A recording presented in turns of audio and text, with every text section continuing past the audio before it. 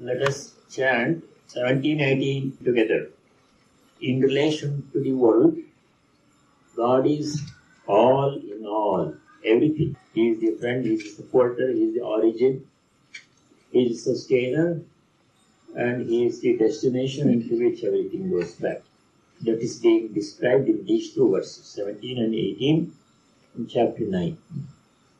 Pitahamasya jagato Mata Dhata Pitamaha Vedyam Pavitram Omkara Riksamayadhurevacha Gatirbharta Prabhu Sakshi Nivasa Sharanam Suhrat Prabhava Pralayasthanam Nidhanam Bijamavyayam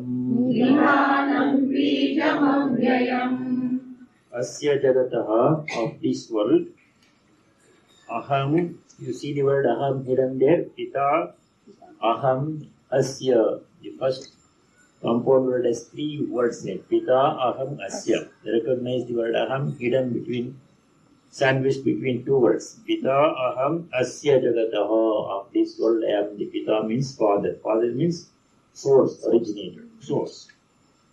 Mata, Mata is sustainer, protector. Dhata, sustainer.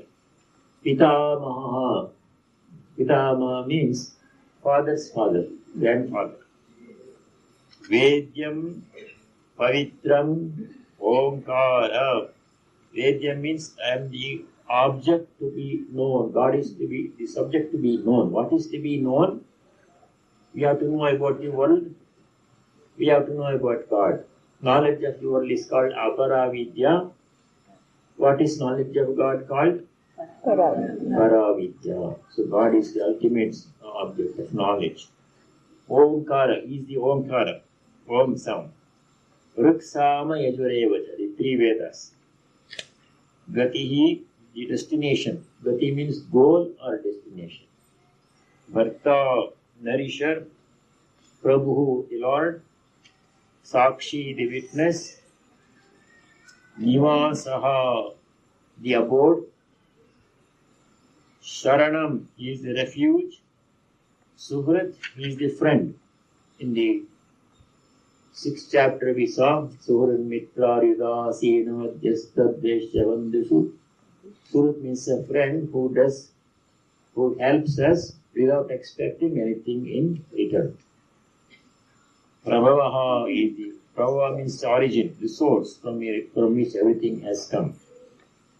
Pralayaha is the ultimate destination into which everything dissolves. Sthanam means the abode. Tishtati asmin iti. He is present in the world and the world is present in him. Actually, from the Advaita point of view, God and the world are not separate at all. From one perspective, they appear to be separate, but the Advaitic philosophy described in the Upanishads, God appears as the world as the world. This was the experience of Sri Ramakrishna. What appeared as the world dissolved itself into nameless, formless, pure consciousness. Sthanam, Yithanam. Yithanam means the source of all wealth, treasury. Yithanam, Bijam, the seeds are caused. Avyayam Bijam, the perishable seed are caused. In one word, God is everything to the universe. Whatever relation you can think of, in that relation you can see God. Then these functions invented in nature. 19th verse. Tapamyamaham varsham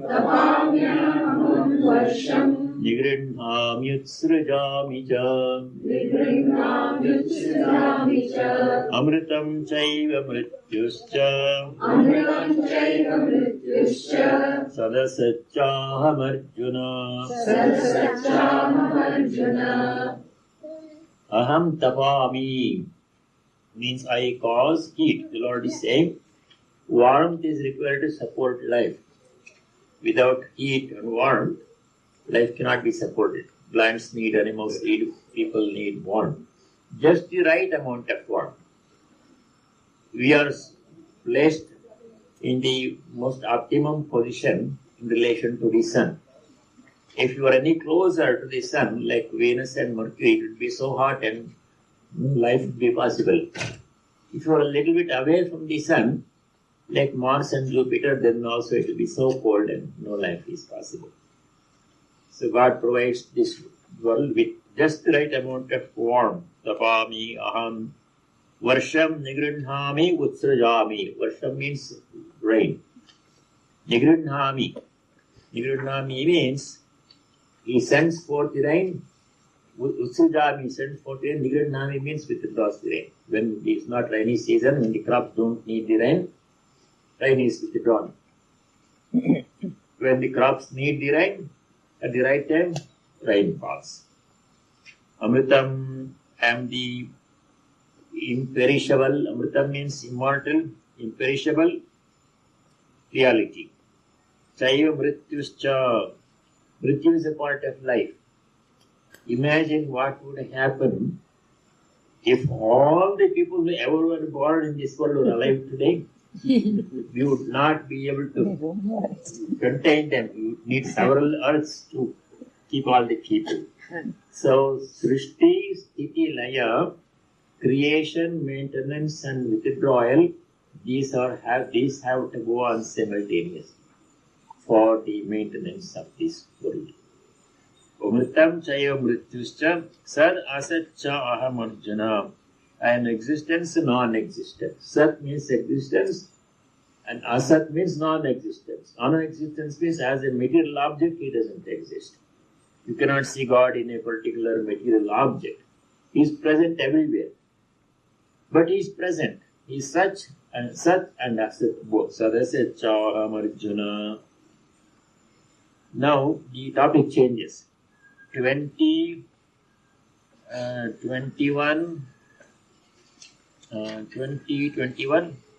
those two shlokas describe the temporary nature of heavenly abode. We'll do them together. 21. Traividyamam somapa bhutapapa. Traividyamam somapa bhutapapa. Yajñairištva svargatim prarthayante. Yajñairištva svargatim prarthayante. Te punyamasadya surendralokam. Te punyamasadya surendralokam. Ashnanti divyan divideva bhogan. Ashnanti divyan divideva bhogan. Te tam bhuktva svargalokam vishalam. Te tam bhuktva svargalokam vishalam. Kshine punye martyalokam vishanti. Kshine punye martyalokam vishanti. Evam trayi dharma manuprapanna. Evam trayi dharma manuprapanna. Gata gatam kama kama labhante. Gata gatam kama kama labhante. Those people who do good deeds in the form of kamya karma. You are familiar with kamya karma? Kamya karma means any good deed done with expectation of karma phala. I am doing this kind of worship, I want this benefit. When you ask God for some benefit in return for your worship, then it becomes kamya karma. So when you do Ashtottara Shatanama, then you do a sankalpa.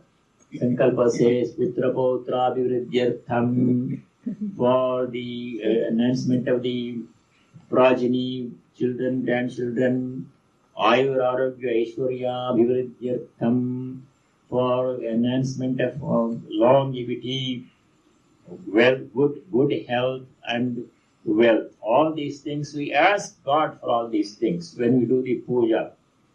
Then we offer the puja. That kind of puja is called kamya karma. The same puja can be done without asking for anything. Whatever God gives of His own, we will accept it, but we are not going to seek anything from God. We will simply say in the Sankalpa, we say, Sri Parameshwara Prityartham. Just to please the Lord, express our devotion, we do certain types of puja. That is called Nishkama Karma. Those people who do Kamya Karma, what happens to them after they die? They go to heaven. They go to heaven. Traividya Mam Somapaha Utapapaha. The people who do yajnas, Vedic yajnas, Somapaha means they take the prasad at the end of the yajna. In the earlier days, they used to offer some kind of liquid or a drink called soma liquid, made of some plants, and that would be offered. Now we offer halwa, almonds, and raisins, and coconut, and bananas, and other fruits like that. They would partake of it.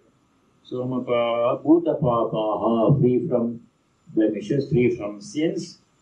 Traividyamans, who studied the three Vedic texts, Rigveda, Yajurveda, Samaveda. Those who studied these three, one of these three or all of these three, they used to be called Traividya.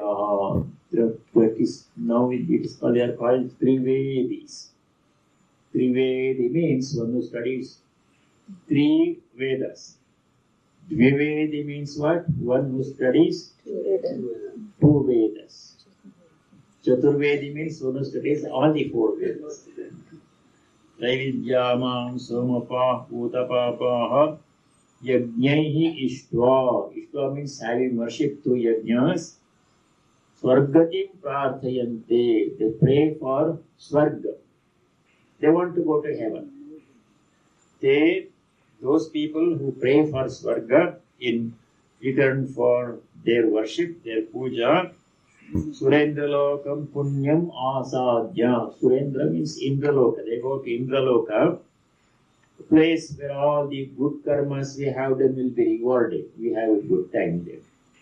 Asadya, having reached there, Divi Deva Bhogan Divyan Ashnanti. Divi means in the heavens.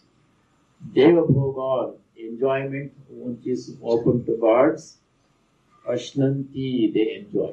They enjoy all kinds of pleasures. Te tam bhuktva, bhogam bhuktva, vishalam, swargalokam, vishanti. They go to the Swarga heavens to enjoy all the good benefits of the good deeds they have done, kamya karma they have done. Kshine punye, when the punyas are exhausted, good stock of good deeds are exhausted, Matyalokam punaha vishanti. They will come back to the earthly plane of existence. Evam trayi dharma manu prapanna. Thus conforming to the rules or laws of the three Vedas, Gatagatam kama kama lavante. They keep on coming to this world, do good deeds, and enjoy. They go to heaven, enjoy the fruits of their good deeds, and when the punyas, the merits are exhausted, they come back and continue their journey. This is coming and going. Gata means coming and going. Coming to this world, doing good deeds, accumulating punya, merit, going to the heaven, enjoying the punya, finishing that one, and coming back to this world. This cycle, they get into this loop, this cycle. This Swarga, in our Vedantic thinking, is not the ultimate goal. Because Swarga is a finite duration experience. Finite duration means it depends upon how much punya one has done. You accumulate punya, depending upon how much punya you accumulate, that duration of enjoyment you have in the heaven, and then you come back and start your earthly life.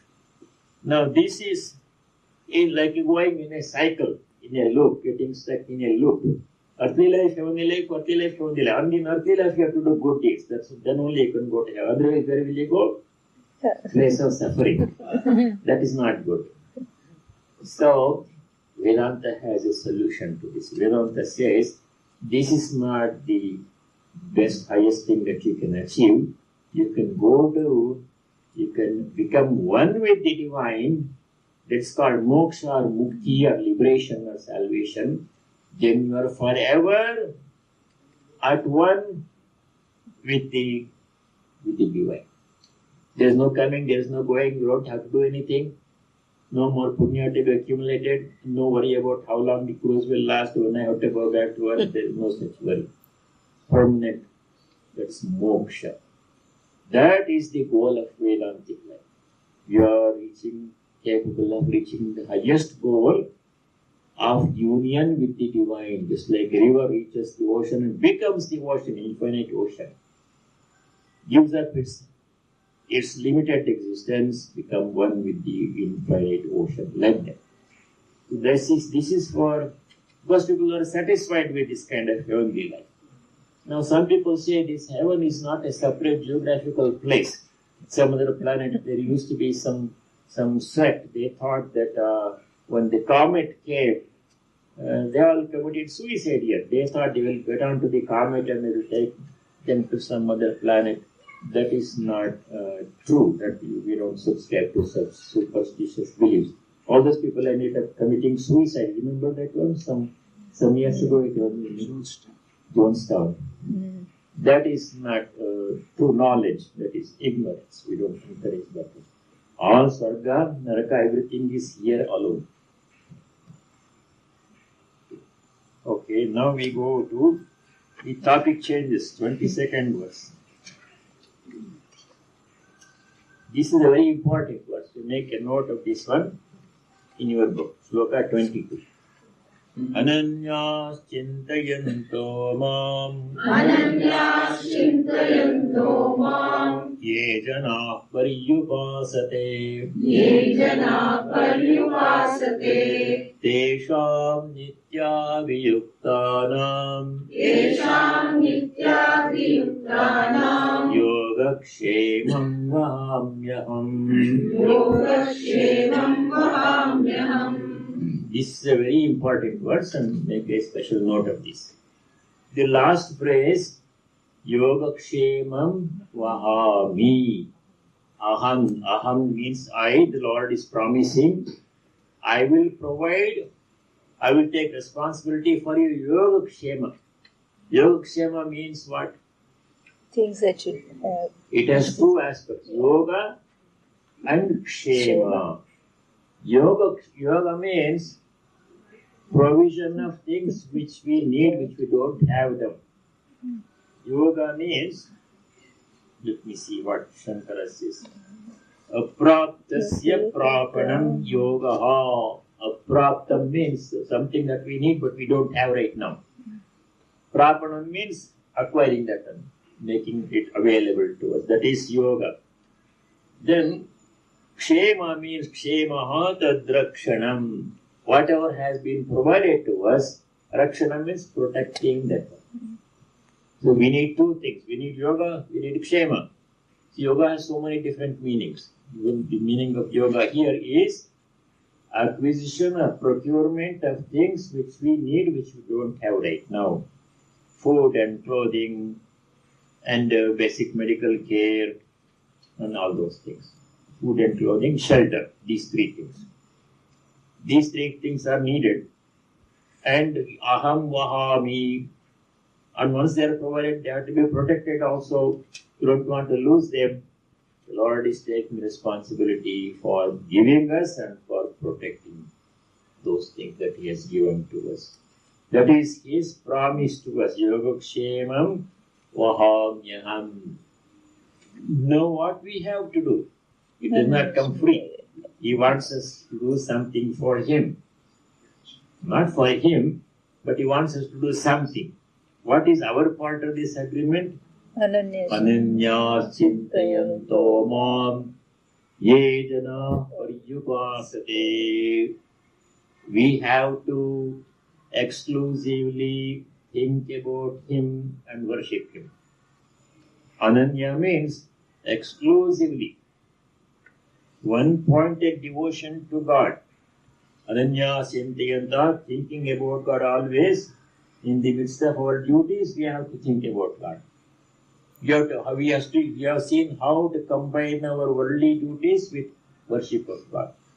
Doing all our duties as worship of God. Then we are always in connection, in communion with the Lord. If we do all our work as worship, since we are always doing something or other, we are always worshipping Him. That means we are always in touch with Him.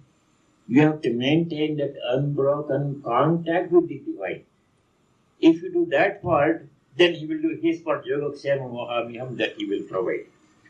Yogakshema Mahamyam is the LIC slogan in India. They have to show the hand like this. If you are premium, I'll take care of you after you die. Yesham Nityavayuktanam, of those people who are ever devoted to God. Not sporadically, but continually devoted to God. Yogakshemam Mahamyanam. God's word and God, there is no difference between God and His word. So Bhagavad Gita, Upanishad, any scripture, the Holy Bible, everything is holy. It's called the Holy Bible. We should not keep it anywhere carelessly. We should keep it nicely. Muslims always have a very nice system. They keep the Quran always at a higher level, nicely tied up in a clean cloth. Keeping the Bhagavad Gita along with the shoes, in the shoe rack, all those things we should not do. Holy scripture. All scriptures are holy words of God. We should say, Yogakshemam Vahamyaham. Let us chant the sloka again. Very important sloka. If you can memorize it, it will be nice. Otherwise, memorize the meaning and keep practice it. Keep practicing constant remembrance of God's name, combining it with your duties. Ananya Chintayanto Mam. Ananya Chintayanto Mam. Ye Jana Paryupasate. Ye Jana Paryupasate. Tesham Nityabhiyuktanam. Tesham Nityabhiyuktanam. Yogakshemam Vahamyaham. Yogakshemam Mahamyaham. Now, any comments or questions? Your own experiences? Did God bring any provisions to you in your life? It has happened many times in my life. Even today He has brought all these things. There are 3 containers of coconut water and 1 container in my bag. Who brought all these things? God. Because He resides in all these people. In every one of you, every one of us, He Himself is there. All hands are His hands, all heads are His heads, all feet are His feet, all eyes are His eyes, all ears are His ears. 13th chapter, 13th verse, Sarvata Panipadam Tat.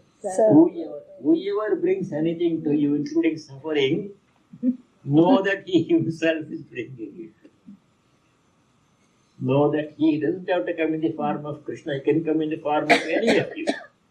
All these are His costumes only. All our bodies and minds are costumes, and He Himself is resident in each one of us. Ahamatma Budakesha Sarva Bhutashaya Sitha. I have taken a precedence in all the bodies. Sarvasya chaham hridi sannivishtaha. I have taken a precedence in the hearts of all the beings. Kshetrajñam chahimam middhi sarva kshetreshu bharata. I am the indwelling spirit in all the bodies. Like this, many places you know that whatever comes to us, whoever comes to us, Lord Himself is bringing it. He Himself is coming to us. So we have to see His presence in everyone. That is the implication of this shloka.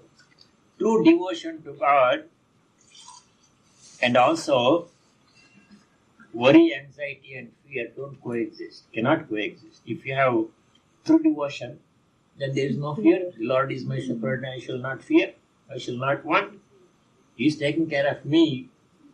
So why should I be afraid of anything? He will protect me. You have complete faith in His protection, in His compassion, in His mercy, in His protection. So no room for fear, no room for stress, anxiety. He is guiding my life every moment. We pray to God, please guide my life, show me the right path every moment. Lead me, I shall follow you. Like that. We have to pray to God every moment. There is a small booklet.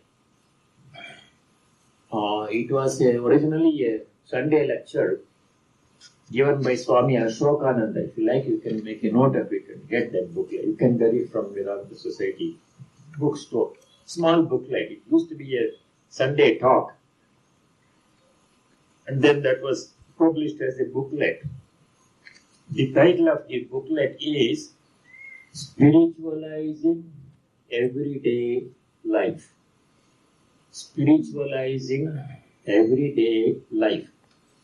And the author of the book is Swami Ashokananda. Ashokananda. Spiritualizing Everyday Life. You can get it from the Homer Glen Vedanta Society bookstore.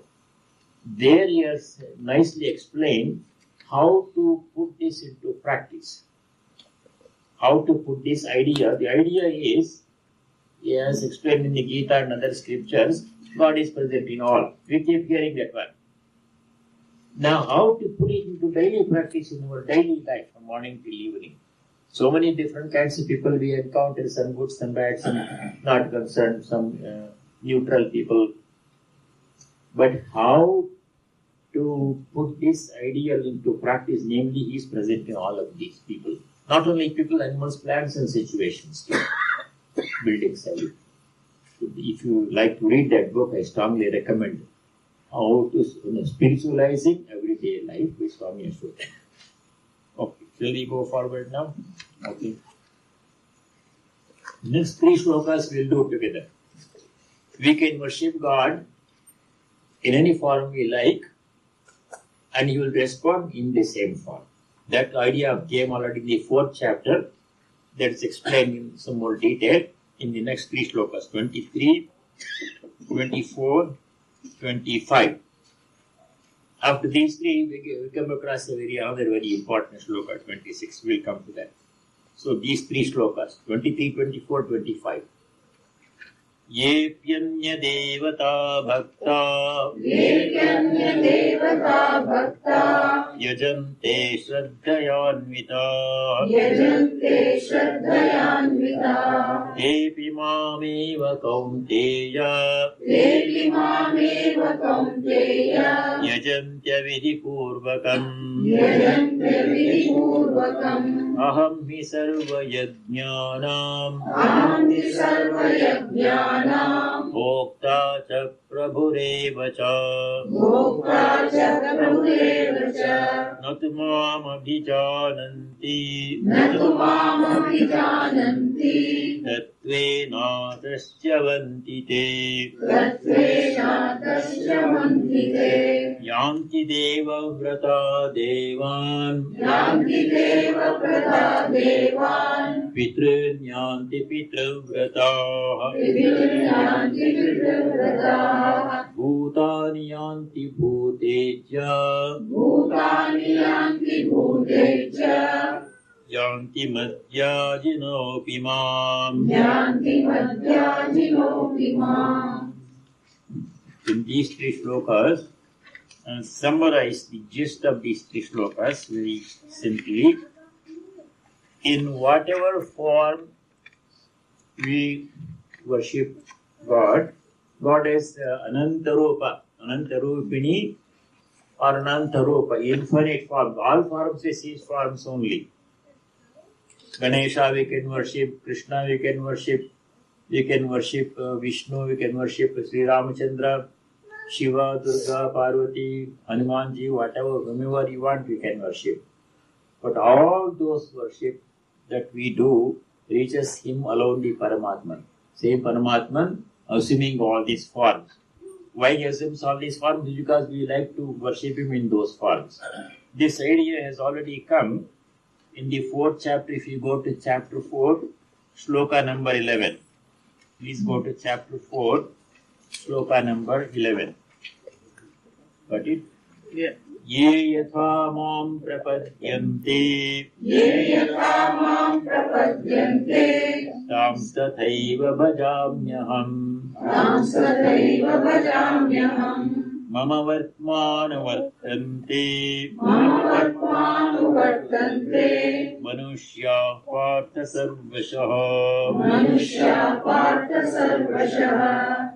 In whatsoever form people worship me, in that very form I respond to them. Bhajami means anugrinhami.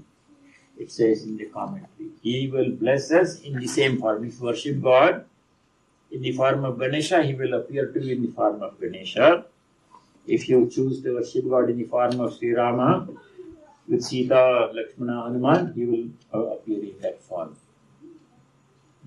So, Sri Tulsidas ji used to worship God in the form of Sri Ramachandra. Surdas ji used to worship God in the form of Sri Krishna. Actually, Tulsidas ji and Surdas ji, they were contemporaries. Surdas ji was living somewhere near Mathura. He was from birth he was a blind boy. Then he became a devotee of Sri Krishna. He used to compose songs and sing songs in praise of Lord Sri Krishna, Surdas ji. And Tulsidas ji, as you know, he was a devotee of Sri Rama. He composed the famous Ramcharitmanas and other hymns, Hanuman Chalisa and other hymns. Then he used to worship Sri Rama. Then Tulsidas ji made a special trip to Mathura area to meet with Surdas ji. Two great saints met. It was a very wonderful meeting. And then they both exchanged their friendship, their respect for each other.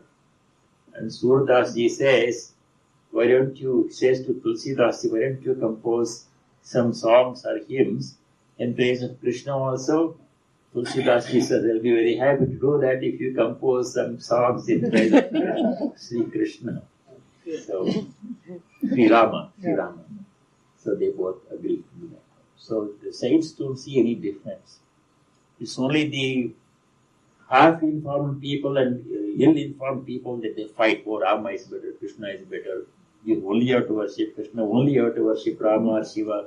We should not say. All are forms of the same Lord. In whatever form you worship Him, in that form He blesses us. You go to 26 verse. Please mark a special star mark for 26. 26 sloka in chapter 9. Patram pushpam phalam toyam Patram pushpam phalam toyam yo me bhaktya prayachati yo me bhaktya prayachati tadaham bhakti pahritam tadaham bhakti paritam ashnami prayatatmanah asmami prayatatmanah bhaktya upahritam. With devotion, whatever we offer to God, even if it is a very simple offering, such as a patram. Patram means what? A leaf. When we do Ganesha Puja, Ekavamshite Patra Puja, we do 21 kinds of leaves from 21 different plants we collect and we offer it to Ganesha. Ganesha is fond of leaves. And then Durva Yugma, Durva grass. He likes all those things. Because elephants like foliage. They like to graze. So some connection may be there. Patram pushpam. Pushpam means flower. Even a flower, you don't have all the ingredients for a big Shodashapchara puja, you only have a few flowers. And you don't have flowers, you have some leaves. Toyam. Toyam means water, or spoonful of water. Or phalam means some fruit. One fruit, some banana or apple or something. You offer that one. But it has to be offered with bhakti. Bhaktya upahritam. Tadaham bhakti upahritam.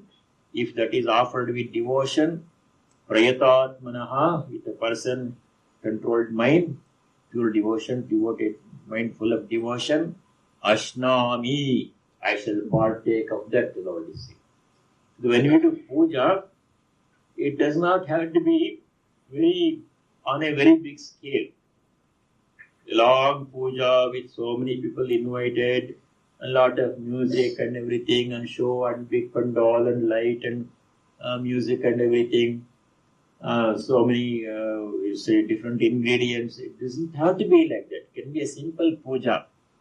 But what is the most important ingredient in the puja? Devotion. He is looking for devotion. He is not looking for our fruits and flowers. So when we go to the temple here, ordinarily for puja they offer almonds or raisins. Or some people will bring bananas and coconuts. But is the Lord waiting for these things? It is not to fulfill His need. He has no need. He is the Lord of the whole universe. Everything belongs to Him in the first place. We also belong to Him. But we still want to offer to Him. What is the meaning of such offering? Offering, giving something to somebody, means expressing our love. Supposing somebody comes to your house on a visit. They happen to be in the neighborhood and they drop in. And what do? You offer a cup of tea or coffee, something like that. Why do you offer? Not because they don't have the money to buy a cup of tea. They can buy all the tea or coffee they want. They came to express their love for you, and you give all these things to express your love. Giving means expressing our love. This is the meaning of gift giving. Not because somebody doesn't have a tie or a shirt, but you give a tie or a shirt to say that, to express your love. And I gave the example of a Mother's Day gift a child gives. Remember that one? Yeah. Child has to give a gift to the mother on Mother's Day. What is the purpose of that gift? The child says to the mom 2 days before the Mother's Day comes, Mom, I want to give you a gift. The mother says, all right, let us go to the store. She takes the child to the department store and walks in the aisles. And gently she diverts the child, leads the child to the area where coffee mugs are kept. Something small the child can give. So the child looks at a cup, 6-year-old child. It sees a cup, nice brightly colored cup, says, world's best mom, something like that. And then the child picks it up, Mom, I want to give this gift to you. All right. She takes it. Who pays for it? The mother has to pay for the gift that she is going to receive from the child. Then she gets it gift wrapped, takes the child back home, and child keeps it in its bedroom, that gift wrapped gift to be given to mother. Next day is Mother's Day. Morning when the child gets up from bed, it goes, picks up the gift package, goes to the kitchen. Mom, today's Mother's Day. Happy Mother's Day to you. And here is my gift to you. Oh, the mom has to accept it with surprise. Oh, you got a gift for me. Oh, how nice of you, my little child. She hugs the child. And then she opens the gift. What is it? What did you give me? What did you bring? She has to act surprised, as if she does not know what the gift packet contained. And then she opens the cup. She holds the cup. Oh, what a beautiful cup you have brought. Thank you, my child. Now, who is giving what to whom? The child thinks it is giving a gift to the mother. The same way we are giving all these things to the Lord. When we offer coconut and flowers and fruits and pot and all those things to God, everything belongs to Him. We also belong to Him. But you are giving this to express our love for God. Oh Lord, we love you. All these gifts you have given, this is something for you to express my love. Giving means expressing our love. Giving a cup of tea to visitor means expressing we are very happy that you chose to come to our house. We love you, we respect you. Here is something to express our love. In that spirit, with great love, to express our love, we have to give the gifts. Do the puja. Not to fulfill it. He doesn't need any of our almonds and raisins and bananas and coconuts. He has all those things. He is Lord of the whole universe. What does he need really? He is paripurna, full and perfect. So that is why in the most important aspect in worship is the devotion. He looks for devotion in our heart. He is not particularly interested in the things that we offer. Whatever you have, you give. If you give it with devotion, that you will accept joyfully. Tadaham bhaktya paratam ashnami prayatatmanaha. Okay? Very important. Okay. Then we go to 27. Here comes the Falstaff sloka. You are all so familiar, I don't even have to do this one. How many times it has come? Every class it comes. Yat karoshi yadashnasi Yat karoshi yadashnasi Yat juhoshi dadasi Yat Yat juhoshi dadasi Yat tapasyasi kaunteya Yat tapasyasi kaunteya Tat kurushva madarpanam. Tat kurushva madarpanam.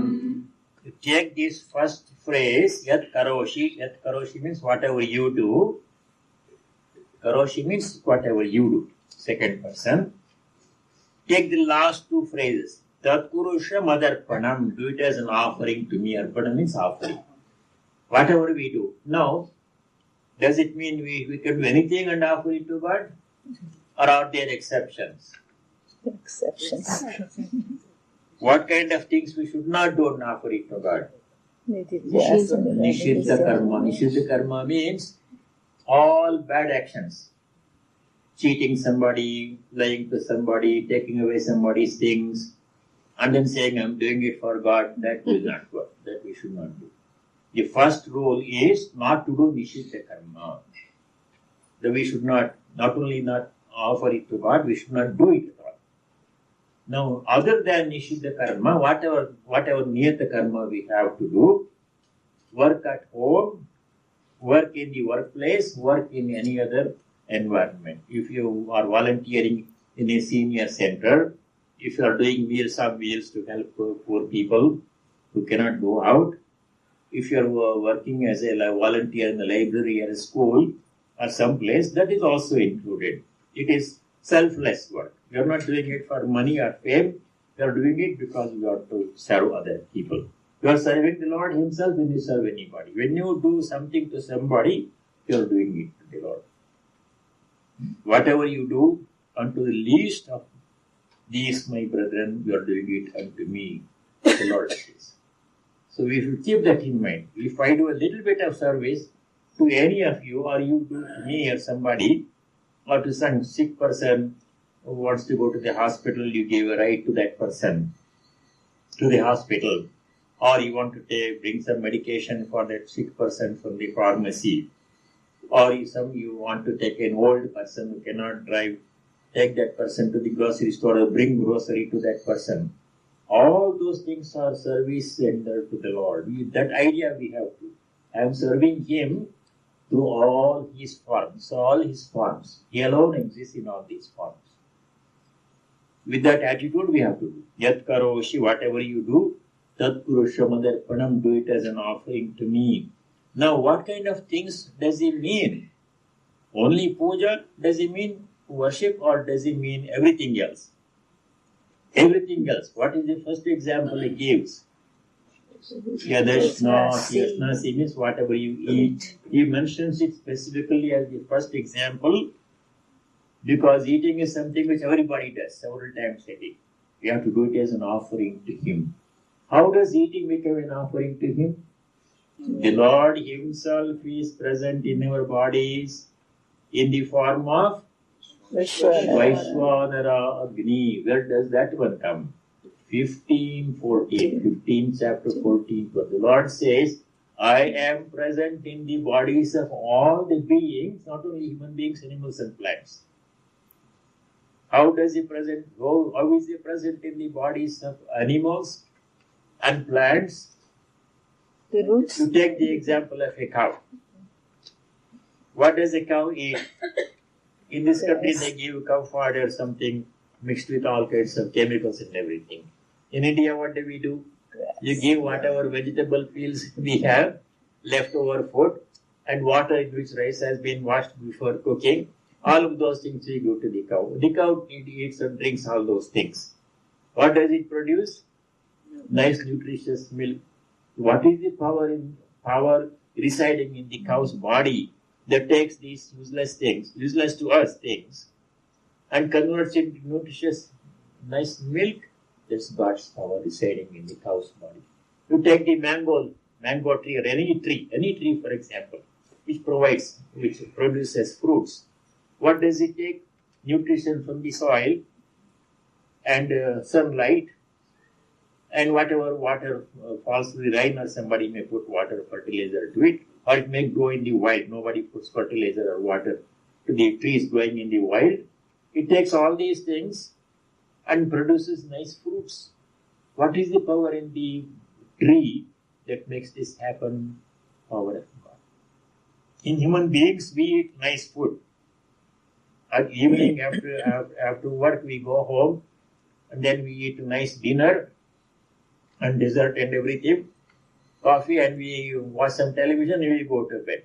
Then his work begins. All night when we are nicely sleeping, he works very hard to digest the good fiber. Where does he say that? 15 chapter 14 verse. Aham Vaishvanaro Bhutva Praninam Dehamashritaha Praninam Dehamashritaha Pranapana Samayuktaha Pranapana Samayuktaha Pachamyannam Chaturvidham Pachamyannam Chaturvidham Vaishvanaro Bhutva, in the form of Vaishvanara. Vaishvanara means power of digestion in us, in animals and plants too.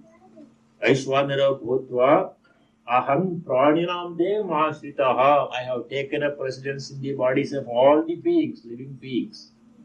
What does he do there? He simply does not keep quiet. He is working round the clock because we are always eating something. Every few minutes, every few hours, we keep on eating, drinking something. And his work begins. His work is non-stop. Only on Ekadashi day, we try to fast, but we instead of rice, we eat upma. But he still his work has to do the same thing. So God is, we think we are doing worship of God and doing things for Him. He is doing far more things to us than we can ever do for Him. That is why when we eat something, it directly goes to the presence of God in our bodies as Vaishvanara. Every morsel of food that we eat is an offering we make to the Lord directly. It's the most direct kind of worship. That kind of worship I also like. Because whatever you eat, you are offering it to Him directly. He Himself is digesting all. Pranapana Samayuktaha, in association with Prana and Apana vital forces, Chaturvidhamannam Pachami, all four kinds of food I digest. Therefore, eating has to be done as an act of worship. With the same devotion and purity with which we do worship, we have to do eating also. Eating should be done with reverence, with joy, and with gratitude. That we have something to eat itself is a great gift. Many people don't have. Many people are starving, and God has given us all this rich food, wonderful food. So with gratitude, with joy, with devotion, with love, we have to eat joyfully. And thinking about God, we have to eat. We should not be watching television or doing internet something and eating like this also. We should not. Eating is an act of worship. With reverence, with love, with devotion, with gratitude, with purity of mind, thinking about God, we have to do eating. It is an act of worship. Yat karoshi, yadashnasi, yad juhoshi, whatever homa you do, sacrifice you do, Dadasi et tapasyasi, whatever austerity you do, like fasting, going on a pilgrimage, doing japa, etc., all of that has to be done as an offering to him. Dadasi et, whatever charity you give, charity does not have to be in terms of money alone. If you help somebody, you are giving something to somebody. You are giving your time, your effort, your work. There's also charity. Do it as an offering to him. You are serving the Lord. Tat Purushamadarpanam. So very important to us. This is how all our activities can be converted into worship. Now, what is the result of doing this one is explained in the 28th verse. We do 28. Shubha-shubha-phalairevam mokshase karma bandhanai sannyasa yoga yuktatma vimukto mamupaishyasi. Evam, in this way, by offering everything to God, you become free from attachment to karma and karma phala. Karma means all the actions we do. Karma phala means the result of all those actions. We become free from attachment. Everything is offered to God. Once you give something to somebody, then you are free. You no longer have any connection with that one. When you give a gift, then you should forget about it. Forget the thought that you have given a gift also. You have given it to somebody and your connection with it is complete.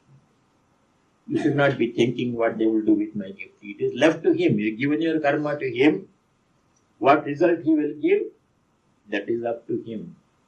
No expectations. If he gives success, I am happy. If he gives failure, I am happy. If he gives pleasure, I am happy. If he gives pain, I am happy. That detachment will be there. Shubha phalehi, from good and bad actions, results of actions. Phala means result of action. Evam karma bandhanaihi mokshase, will become free from the bondage of karma. Karma phala. The cycle you will break. That loop, you will exit from that loop. Sannyasa yoga yuktatma, practicing renunciation in this way. Renunciation from karma phala. Vimuktaha, mukta bhavasi, you will become free. Vimukta means you have become a free person. Mam upaishyasi, you will get liberation, you will join me. You will come and remain in communion with me. That is the mukta. In other words, in a short sentence, dedicating all our actions to God and doing all our actions as worship of God takes us straight to liberation, salvation. That is the shortest way. And you don't have to change anything for this one. Because whatever line of work you are pursuing, or if you are working at home, or you don't have any job, you simply only do cooking and cleaning, taking care of children, driving them to school, after school activities, etc. All of that is only worship of God. Whom are you serving? You are serving the Lord. That thought has to be kept in mind. That is the important thing. You should not say, I have to do all this drudgery, I'm stuck with this, I don't like it. Not like that. Everything becomes joyful act of worship if you look at it that way. Every small activity can be converted into worship. If the work is disagreeable, we should not hate it, despise it, and build up tension within us. If the work is very attractive and gives visibility and rewards, we should not become attached to it. To know how we have to be equanimous towards all kinds of work, not hating disagreeable work, and not becoming attached to agreeable work, you have maintained how to maintain equanimity is mentioned in the one shloka in the 18th chapter. Please go to chapter 18. 10. Shloka number 10. Nadveshti akushalam karma kushalena anushajyate tyagi sattva samavishto Bodhi Sattva Samavishto Medhavi Chinna Samshayaha Medhavi Chinna Samshayaha Akushalam Karma Nadveshti. Dvesha means hatred, dislike. Strong dislike or hatred is called Dvesha. Akushalam Karma means disagreeable work. Every day I have to sweep the floor, every day I have to do laundry, every day you have to cook and clean. That kind of attitude is not very good. Every day, whatever work God gives, I will do it as worship of God joyfully. It may change. The important thing to notice is work always changes. For some time it remains like that, then duty changes. Duty is not fixed. If you take at any given moment, like this moment, everybody's duty is different. When you go home, you have to do different things. Some people have small children, they have to take care of them. Some people are older people, then they have to take care of themselves. But if you take any one person, duty changes with time. Therefore, everything changes in time. So we should not worry about that. Akushalam karma nedveshti, kushale karmani. If the work that comes to us is very agreeable, brings visibility, rewards, and everything, we should not become attached to it. No, anusakjate, does not become attached. So we have to practice that equanimity, and whatever work comes to our lot, either by choice, our own choosing, or by chance, whatever by chance comes, we have to do it as worship of God, joyfully, peacefully, and with gratitude. We have to work with gratitude, because, as we saw earlier, the opportunity to work and the ability to work are both very precious gifts. We don't realize them until something is taken away from us. If I can walk from here to there and speak 10 words, it's a great gift, and I have to be grateful for that ability. I don't recognize it as a gift because I have it. If it is taken away from me, then I know how valuable it was. We should be grateful for it now. Some people cannot walk, some people cannot eat, some people cannot breathe, some people have to be fed by tubes. They are able to do all those things without thinking. Great gift these are. So all work is gift. We have to do it with joy, with gratitude, with love and devotion. That becomes worship. So we'll stop here.